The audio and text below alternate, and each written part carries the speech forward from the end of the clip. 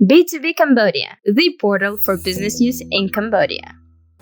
This is Sarvanos from B2B Cambodia.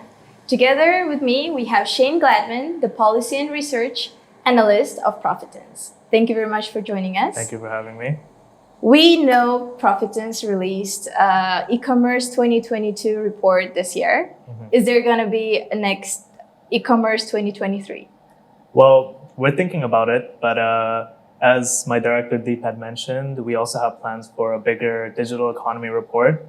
So it's very much possible that we might incorporate this year's e-commerce report within the digital economy. I see. So can you tell more about the e-commerce report? Yeah, so this year's e-commerce report is our third year running. It's meant to be a one-stop report, and so that's why it's as big as it was. 90 pages is a lot. And this year we cover 10 industries, everything from fashion all the way to healthcare. And at the same time, we also did a nationwide survey with about a 1,500 individual sample size. And one unique thing that we did this year was the fact that we incorporated a lot of industry experts and their insights. We think it's very necessary to get their inputs because they're the ones working on the ground on all of this. And so they're the experts, so why not get their opinion? What was the feedback for the report? I would say in general, it was quite positive. I think there were some points of contention here and there, but I think that's always there with most reports, right? And so overall, we've had way more downloads than we could have imagined, actually all across Southeast Asia and a few in the West as well. So it's getting quite good feedback, yeah. You mentioned you do surveys, you talk to experts, but how do you collect your data? So for the report, we rolled out a digital survey. Like I mentioned, 1,500 sample size. It was nationwide with a focus on major cities like Phnom Penh, Siem Reap. But we tried to get nationwide coverage on that. How hard is it to ensure the reliability of the data that you collect? Well, I mean, so collecting data in Cambodia is difficult for sure.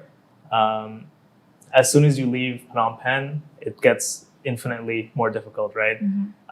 So what we had to do, we had to come up with quite a strict quality certification for these surveys. And, that means making sure we're not including responses from professional survey takers. We're not including fraudulent responses, people who are answering too fast, that type of stuff. Did you find anything interested in the data that you collected?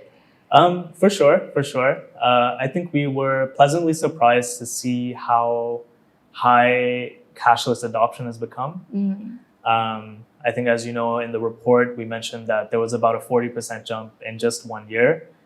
So for 2022, it's about 60% adoption rate, which is fairly high. And, that number, once you start going into different industries, it's very interesting to see the differences. So I can give you an example.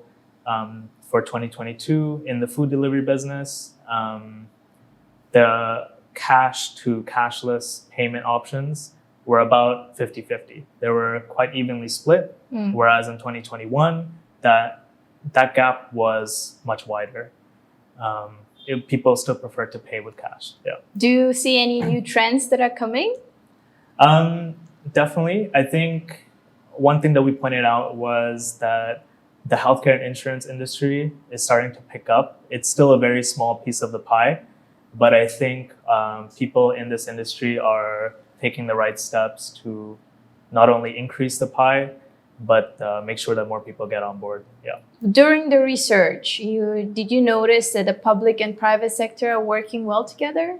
Yep. And I think our report is just like a testament to that, right? We got the support of Ministry of Commerce for this report. We also co-launched with them. And so I would say this is just the first step moving forward, yeah. Thank you very much. Thank you. We're looking forward to the upcoming reports from Profitence.